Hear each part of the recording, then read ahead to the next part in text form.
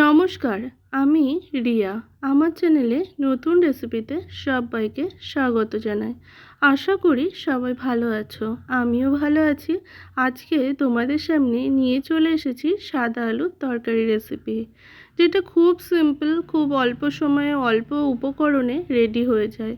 আর সাদা আলুর তরকারিতে আমি একটা স্পেশাল জিনিস অ্যাড করি, যার জন্য কিন্তু এর স্বাদটা দারুণ হয়। চলো তাহলে রেসিপিটা শুরু করা যাক। আর এটা কিন্তু বানানোর জন্য আমি এখানে দুটো বড় মাপের আলুকে ঠিক এই রকমভাবে কেটে নিয়েছি।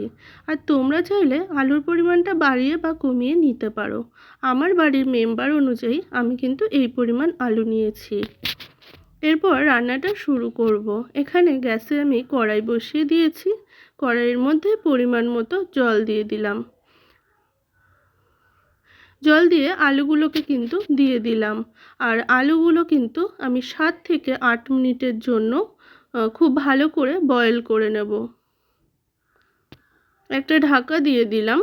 আর মাঝে কিন্তু আমি একটু নেড়ে দিয়েছিলাম 1 থেকে 2 বার, কারণ তাহলে কিন্তু সব আলু সমানভাবে এখানে সিদ্ধ হয়ে যাবে, সেই জন্য।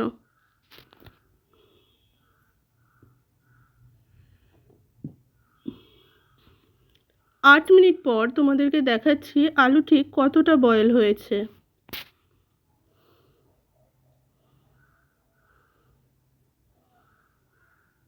আলু কিন্তু খুব ভালো মতো বয়েল হয়েছে, দেখতেই পেলে যে ভেঙে গেছে খুব সহজেই। এরপর একটা বোলের মধ্যে আলুগুলোকে কিন্তু আমি তুলে নিচ্ছি। আর এই রেসিপিটা কিন্তু সম্পূর্ণ নিরামিষ দিনে কিন্তু বানানো যেতেই পারে। এটা লুচি, পরোটা, রুটি সবার সাথে দারুণ লাগে খেতে। যদি কেউ চাও তাহলে কিন্তু নিরামিষ দিনে এটা বানাতেই পারো। এরপর গ্যাসে আমি আবারও কড়াই বসিয়ে পরিমাণ মতো সর্ষের তেল দিয়ে দিলাম। সর্ষের তেলে অবশ্যই রান্নাটা করতে হবে, না হলে কিন্তু সেই স্বাদটা আসবে না।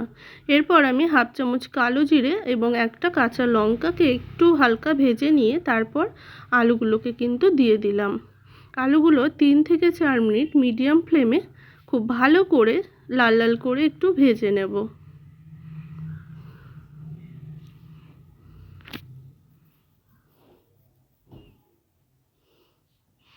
এরপর সামান্য একটু লবণ দিলাম। আর সিদ্ধ আলু কিন্তু এইভাবে ভেজে রান্না করলে কিন্তু দারুণ টেস্ট হয় খেতে।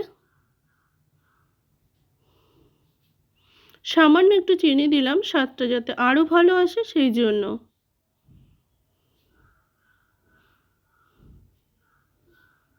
এপিট ওপিট করে নেড়ে চেড়ে খুব ভালো করে লাল লাল করে ভেজে নিচ্ছি।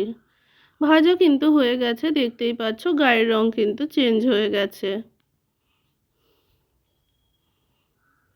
এরপর এখানে পরিমাণ মতো জল অ্যাড করলাম। যেহেতু আলুগুলো আগে থেকে বয়েল করা, সেই জন্য জলের পরিমাণটা এখানে খুব বেশি দেব না, অল্প পরিমাণেই একটু দেব। ঢাকা দিয়ে দিলাম। 3 থেকে 4 মিনিট খুব ভালো করে হাই হিটে ফুটিয়ে নিয়েছি। 3 থেকে 4 মিনিট পর এই যে দেখো আলুগুলো এরকম হয়েছে। এরপর আমি একটা হাতা নিয়ে কয়েকটা আলুকে একটু ম্যাশ করে দিচ্ছি, কারণ আলুর তরকারিতে কিন্তু খুব বেশি ঝোল বা একদম শুকনো ভালো লাগে না। হালকা একটু মানে বেশি ঝোলের থেকে মিডিয়াম ঝোল, যেটা সেই রকম টাইপের আমি আর কি রাখবো। একটু ম্যাশ করে দিলে এটা একটু ঘন ভাব হয় ঝোলটা, সেই জন্য একটু ম্যাশ করে দিলাম। এরপর আমি একটা ম্যাগি মশলার প্যাকেট নিয়েছি। এই ম্যাগি মশলাটা কিন্তু একটা স্পেশাল জিনিস, যেটা সাদা আলুর তরকারির স্বাদটাকে একদম বদলে দেয়। তো সেই মশলাটাকে এখানে আমি মিশিয়ে নিচ্ছি খুব ভালো করে। আর মশলাটা দিয়ে আমি কয়েক সেকেন্ডের জন্য একটুখানি ফুটিয়ে নেব। কিন্তু এখানে কিন্তু বেশি ফোটানো যাবে না, তাহলে এই ম্যাগি মশলার টেস্টটা কিন্তু একদমই থাকবে না। আর তরকারির স্বাদটাও কিন্তু সেইভাবে পাবে না। সেই জন্য কয়েক সেকেন্ড একদম মিডিয়াম ফ্লেমে একটুখানি ফুটিয়ে নিলাম। এরপর তোমাদেরকে দেখাচ্ছি ঝোলটা ঠিক কীরকম ঘন হয়েছে। এই রকম ঘন হয়েছে। এই পর্যায়ে আমি তুলে নিচ্ছি একটা বোলের মধ্যে। রেডি হয়ে গেছে আমার আজকের রেসিপি, সাদা আলুর তরকারি রেসিপি, একটা স্পেশাল জিনিস দিয়ে। তো রেসিপিটা তোমাদের কেমন লাগলো অবশ্যই জানিও। যদি রেসিপিটা তোমাদের ভালো লেগে থাকে তাহলে অবশ্যই একটা লাইক করো। নতুন বন্ধুরা প্লিজ চ্যানেলটিকে সাবস্ক্রাইব করো আর পাশে থাকা বেল বাটনটা প্রেস করে দিও।